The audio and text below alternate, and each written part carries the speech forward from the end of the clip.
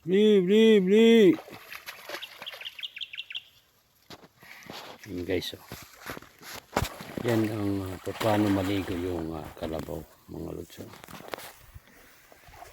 Yan kasi once na naligo yung ating kalabaw, galing na po yan sa paglublob.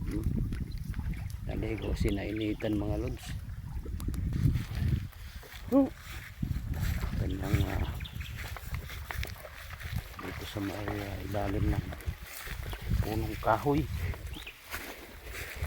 Ito natin ito suga. Babae kasi ito eh. Ayan.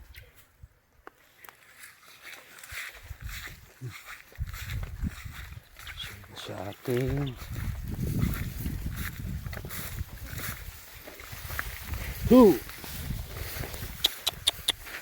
Oi.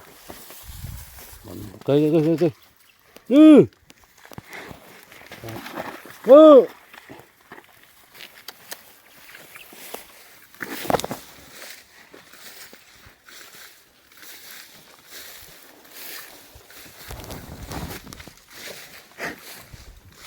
Kita kasi ito ng pulang damit o pulang syurpan.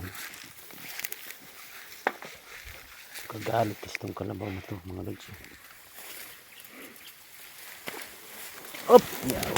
Woo! Ito natin sisilong.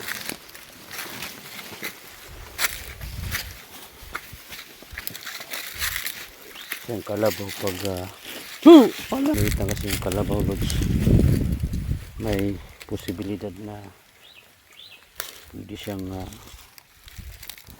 mamatay. Pero pag kunwari bagyo lamig, kayang-kaya nila yung kanilang katawan. Pag malamig na panahon okay lang, pero pag mainit hindi nila kinakaya yung init ng panahon. Yung pag itong oras alas 10, alas 11, so napakainit na mga lods, no? So dapat nito before silong pinapakain muna. Medyo na tayo kasi medyo alas 8 na tayo pumunta rito, kaya hindi na pinapakain mamayang hapon lang to. So ganun po ang pag-aalaga ng kalabaw mga lods, no?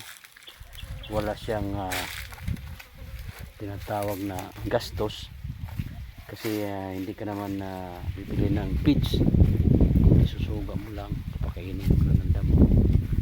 So yun lang, yung puhunan mo lang dito yung sipag mo, pagpapakain lagi.